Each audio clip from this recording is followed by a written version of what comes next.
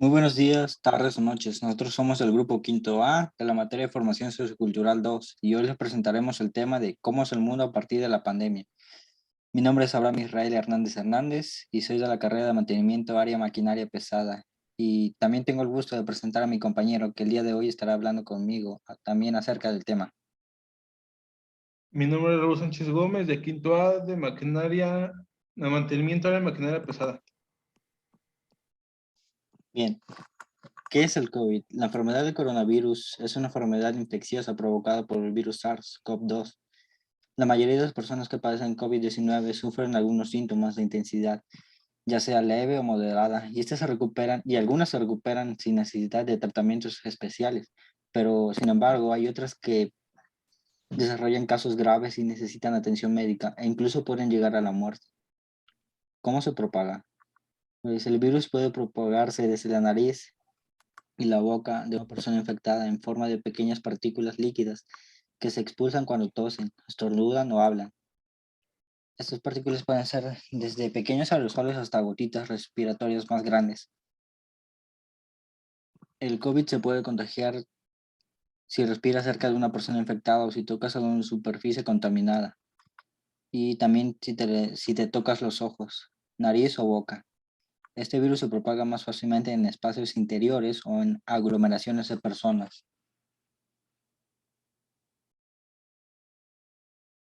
¿Cómo es el mundo a partir de la pandemia? A principios del 2020, un nuevo coronavirus empezó a propagarse desde Asia al resto del mundo. En marzo se convirtió en una pandemia que, apenas unas semanas, nos reveló que no solo nuestra fragilidad física, sino también la de nuestros sistemas sociales y económicos. Intentar abarcar todos los aspectos del COVID-19 ha modificado nuestra vida cotidiana. Es una tarea casi imposible de abarcar. Entonces esto también trajo una desigualdad desde la economía de género. El COVID-19 y sus consecuencias han empujado a millones de personas en todo el mundo a una pobreza más profunda. La pandemia ha hecho retroceder los esfuerzos para crear sociedades más equitativas. La desigualdad entre ricos y pobres empeoró durante la crisis de COVID-19 y aumentó la pobreza por primera vez en décadas. Esto se debe a que varios negocios tuvieron que cerrar, como gimnasios, mm, restaurantes, bares, y lo cual por no generar ingresos los llevó a la pobreza y obligó a los dueños a cerrar, aumentando aún la pobreza de nuestro país.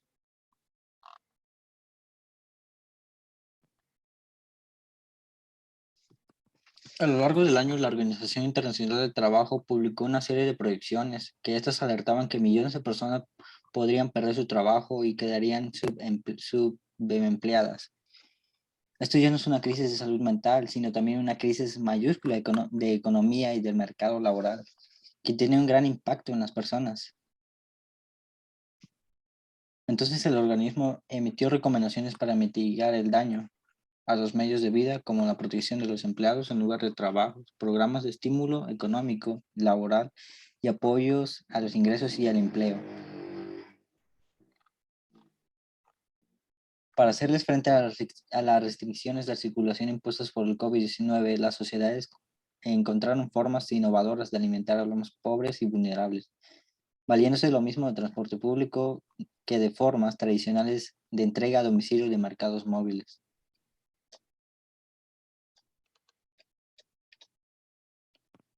La economía. Una, una recesión mundial no vista en décadas y desempleo a niveles históricos, cientos de miles de empresas en quiebra y aumento de la brecha social son apenas algunas de las consecuencias de la pandemia del COVID-19 en el planeta. El Banco Mundial cree que el COVID-19 hundió a la economía mundial en su peor recesión desde la Segunda Guerra Mundial, aunque hay quienes que se atreven a decir que es incluso más fuerte que desde la Gran Depresión de la década de los 30. La actividad económica mundial ya venía de por sí afectada por las guerras comerciales. El Producto Interno Bruto global creció un 2,3% en 2019, la cual es la cifra más baja en una década, según Naciones Unidas. Pero ¿Qué ha cambiado en 6 meses y qué se espera para los próximos? La crisis más fuerte en décadas, pero también la más rápida. En el mismo informe de Naciones Unidas publicado en enero de 2020, se estimaba para este año una moderada crecimiento económico mundial del 2,5%, pero todo cambió con la pandemia. Ahora el más optimista le apunta a una contracción del -4,9%. Incluso los gobiernos de los países con economías más bollantes tienen los nervios de punta.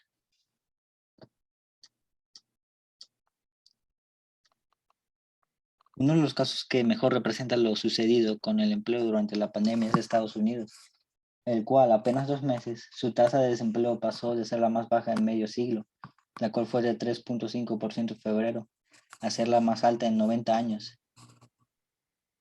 De acuerdo con la Organización Internacional del Trabajo, en el primer semestre del año se perdió en el mundo lo equivalente a 400 millones de empleos de tiempo completo, y para la segunda mitad se podrían perder otros 140 millones.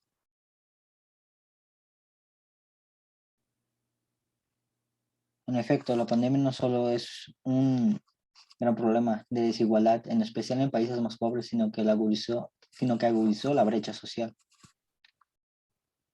El Programa de las Naciones Unidas para el Desarrollo dice que unos 142 millones de personas, la cual es casi una cuarta parte de la población de la región de América Latina, está en riesgo de contraer el virus, solo por cumplir con 3 condiciones estructurales, las cuales son la falta de acceso al agua potable, uso de combustibles nocivos dentro de los hogares y la desnutrición.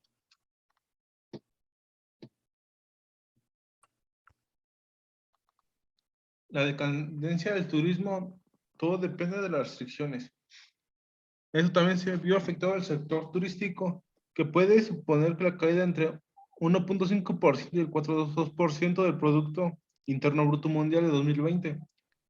Según estimaciones de la Conferencia de las Naciones Unidas sobre Comercio y Desarrollo, a países como la República Dominicana, Ecuador, México, Colombia y Argentina se encuentran entre los países más afectados en América Latina y España, entre los europeos.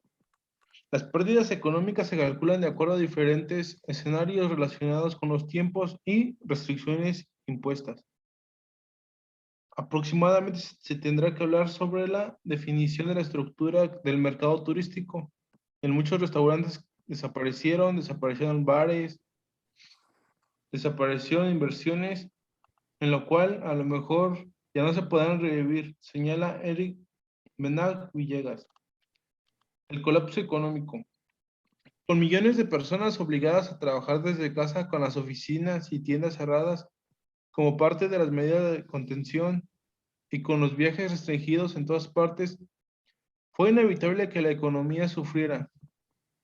Incluso antes que el coronavirus se declarara oficialmente una pandemia, era claro que los cierres, las prohibiciones de viaje y otras restricciones de movimiento serían graves, ya que los primeros días de marzo la conferencia de la ONU sobre comercio pronosticó que la economía mundial entraría en recesión. Por su parte, el Fondo Monetario Internacional y el Banco Mundial mostraron dispuestos a ayudar a los países y reparar una inyección multimillonaria para que los fondos globales, respaldados por la ONU, que estuvieron a disposición de mercados emergentes y de renta baja. Pese a esta asistencia, las perspectivas fueron sombrías, sobre todo los 6,000 millones de personas que viven en los países de desarrollo. En la conferencia sobre comercio de la ONU alertó que el tsunami financiero inminente.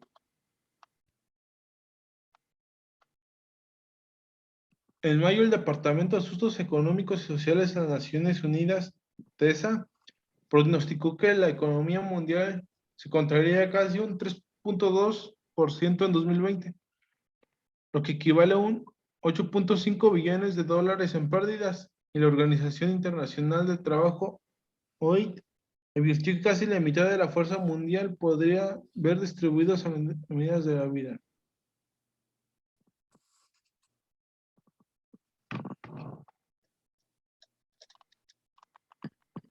Ahora, ¿cómo la pandemia afectó en el ámbito social? Las repercusiones sociales son siempre variables a las condiciones culturales y las formas en que el gobierno que existen en el planeta. No obstante, desde la Segunda Guerra Mundial se ha acrecentado la participación de instituciones globales como son la OMS. También los Centros para Control y Prevención de Enfermedades tienen carácter en esta red. En este aspecto se acrecentó con la pandemia anterior, la cual fue la AH1N1, donde quedaron instalados los protocolos para una situación de este tipo. Los parecidos se deben a los protocolos, las tecnologías de control y las medidas tomadas respecto a la afectación y, por supuesto, la característica de un vector aerotransportado, lo que hace altamente contagiable de persona a persona. En estos días se ha hablado mucho y comparado acerca de las pandemias del último siglo, como lo son la gripe española, gripe asiática, la gripe H1N1 y el actual coronavirus. Pero, ¿qué similitudes y diferencias hay entre estas? En sí mismo y como eventos epidémicos son muy disímiles. Basta hacer una comparativa del vector infeccioso y de las formas de propagación para comprender de qué se trata esas afectaciones muy diferentes. Sin embargo, el factor común en términos sociológicos a partir del SARS es la disposición de instituciones globales, protocolos y tecnologías y decisiones articuladas de diferentes países en torno a ellas, lo que produce unos panoramas de comprensión social global de las mismas. Ahora, ¿qué consecuencias para la humanidad ha dejado las anteriores pandemias? Pues las consecuencias son muy distintas, desde la transformación en ciertas prácticas sociales a evidentes a cambios en la estructura social. Unas de ellas, como la evolución de los sistemas sanitarios, otras no tanto, como el cierre de las comunidades higiénicas, las cuales no permiten a otros la entrada y, por tanto, el crecimiento de fronteras internas a la sociedad. Esas pandemias suelen dejar espacios propicios para nuevas formas de gobierno de poblaciones. La sensación de indefección acrecienta o transforma los límites conocidos como la de las comunitas. Ahora, ¿cómo los lazos se ven afectados o dañados ante este tipo de pandemias y fenómenos sociales? Afectados sin lugar a dudas, transformados sería más propicio que dañados. El efecto de la sociedad se debe a un proceso reflexivo, el cual involucra acciones para con otros y otras. Dependen de un supuesto y una confianza en lo que ocurrirá. Estas circunstancias pandémicas poseen intención y atención permanente respecto de lo que el otro u otra hará. Es por ello que estamos a expensas de fenómenos sociales y emergentes. Ahora, ¿cómo el control social condiciona la vida cotidiana en pos de no expandir aún más el contagio? Entendiendo la pregunta de la idea de control como algo genérico, la definición ya instalada en ciertas controversias sociales de que estamos en el paso desde una sociedad que entiende el disciplinamiento de sus poblaciones a una sociedad que ejerce el control, pero en el sentido de monitorear condiciones y actividades a través de la medición tecnológica, y en ese sentido hemos visto a nivel mundial también medidas que van de una dirección a otra, como son las disciplinas poblacionales y proponer cuarentenas y recomendaciones muy acotadas de cómo deben comportarse, o poner el esfuerzo de monitorear, diagnosticar y generar sistemas de tratamientos a infectados por la pandemia. Ahora, finalmente, ¿qué se puede hacer respecto a los cambios en las dinámicas sociales? A lo que ocurre, no se puede dejar fuera la afectación de que las personas viven y la manera de elaborar significativamente esta afectación en relación a los vínculos que tienen con otros y otras. Esto es un aspecto muy fundamental al observar las confianzas entregadas a la tecnología, a la ciencia y a la política, en las cuales se desarrollan haciendo comprensible de una manera y no de otra los caminos que se tomen como sociedad. En la salud. La pandemia de COVID-19 ha sometido a una gran existencia de los sistemas de salud pública en todo el mundo y ha puesto de manifestación las deficiencias de la extensión de la salud de las poblaciones desatendidas y vulnerables. Frente a las viejas amenazas, la reaparición del sarampión, las nuevas tecnologías perturbadoras, los cigarros electrónicos, son los mayores desafíos.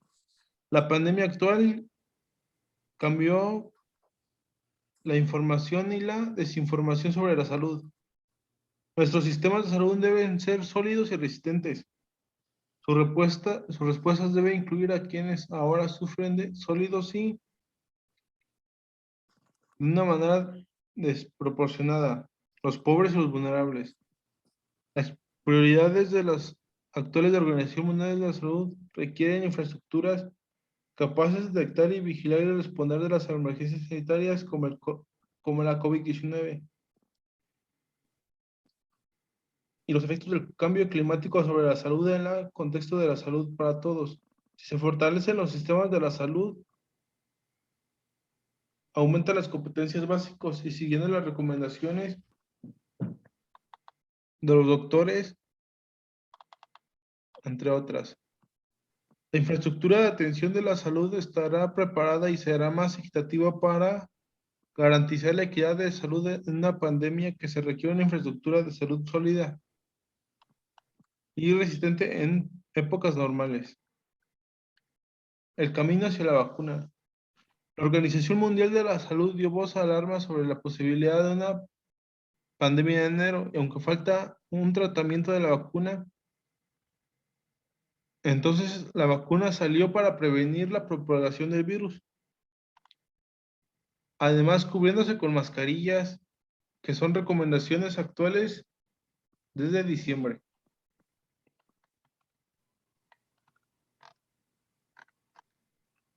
Una vacuna para el pueblo. Mucho antes de la vacuna estuviera lista, un líder de la ONU, Antonio Gutiérrez, insistió que en junio que las vacunas COVID-19 deben estar disponibles para todos, no solo para los habitantes de los países ricos. En una entrevista exclusiva de las Noticias ONU en septiembre, Gutiérrez protestó sobre la falta de solidaridad que han demostrado los países más ricos en la búsqueda de la vacuna. Pensar que podemos proteger a los ricos y dejar a los pobres que sufran es un error estúpido, enfatizó. En noviembre, en el Fondo de las Naciones Unidas para la Infancia dio a conocer una operación gigantesca para entregar vacunas tan pronto como estén disponibles a más de 92 países en colaboración con más de 350 socios, entre los que cuentan las principales aerolíneas, líneas navieras, organizaciones de logísticas de todo el mundo.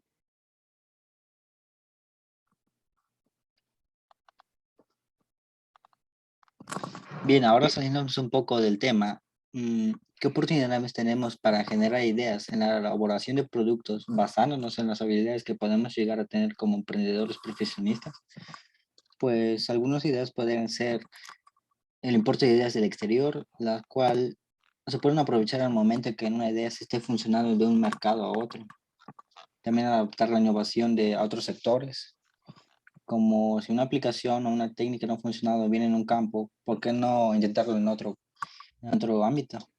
Observar las nuevas tendencias sociales. La sociedad cambia constantemente, al igual que las necesidades que presenta uno. Localizar las necesidades no cubiertas en el mercado. Esto lo podemos lograr identificando las necesidades no satisfechas en el consumidor, la cual es el principal objetivo del emprendedor. Otra sería readaptando los productos existentes. El readaptar cualquier producto que ya se encuentre en el mercado puede mejorar a que ese producto tenga el éxito que no tuvo anteriormente. También atender los cambios de la legislación, que obviamente pues los cambios de legislación modifican conductas y por ende dan lugar a nuevos mercados. Un claro ejemplo que podemos encontrar en el alimento de la demanda de kits de manos libres para el coche a partir de la nueva ley de seguridad vial de la DGT. Y por último, ¿por qué no hacer un hobby de una verdadera oportunidad de negocio? Hay que saber destacar el pensamiento de una buena idea de negocio que puede llegar a ser revolucionaria y que puede ser más factible de lo que uno cree.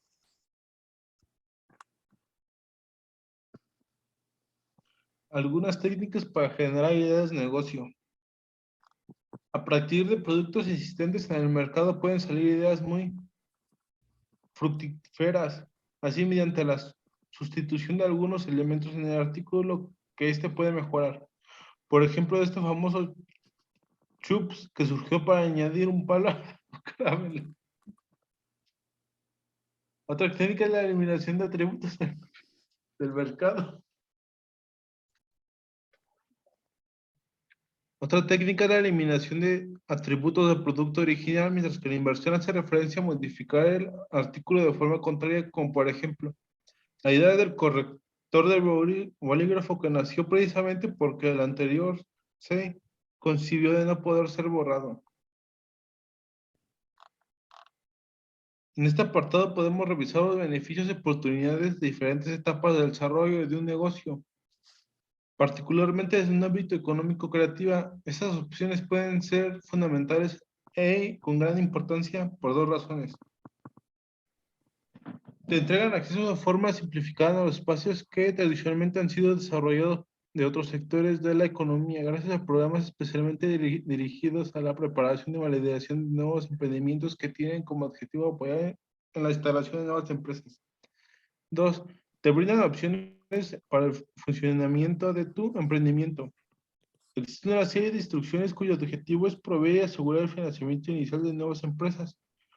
Una vez superada la etapa de instalación y validación, existen otros instrumentos que te permitirán ir un poco más allá para apoyar tu emprendimiento creativo con tu solidaridad y crecimiento.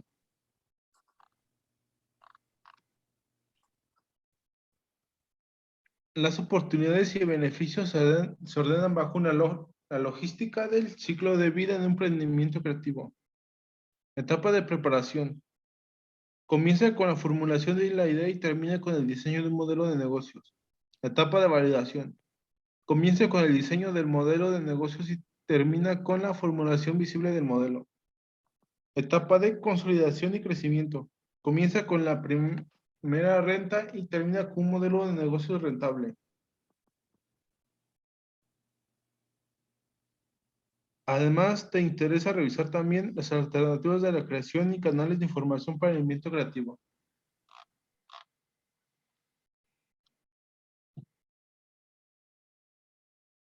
Bien, ahora, ¿qué pasará cuando la pandemia termine? La duración de la pandemia y de las medidas implementadas determinarán la velocidad de la recuperación. El para la Medición y Evaluación de la Salud publicó datos de proyecciones de uso de recursos hospitalarios basados en la duración de la emergencia en Estados Unidos, las cuales indican que probablemente el pico de contagios se alcance a mediados de abril y llegue a cero para julio. Además, concluyen que la recuperación sería gradual en forma de los múltiples estímulos fiscales alrededor del mundo han sido insuficientes para restablecer la confianza de los inversionistas. Ante un escenario de escepticismo, los inversionistas buscarán condiciones de recuperación más creíbles y menos artificiales, lo cual sucederá hasta que el número de casos de contagio vaya en un claro descenso. Sin duda, una gran parte de la población sufrirá los efectos de la pandemia, en algunos en mayor medida que otros. Ahora, no obstante, así como en la naturaleza, los mejores adaptados a las nuevas circunstancias serán los que sobrevivirán a la pandemia. Raúl, ¿tienes alguna conclusión que decir o algo que compartir antes de finalizar el podcast? Esto se dará, la pandemia empezará a finalizar reforzando con los adultos mayores que son más vulnerables y de ahí ir desde la edad adulta a la edad temprana, en una edad escalonada para intentar salir de la pandemia lo antes posible. Ok, muy bien. Pues con esto cerraremos el podcast. Espero que les haya gustado mucho y gracias por su atención. Sin más que decir, adiós.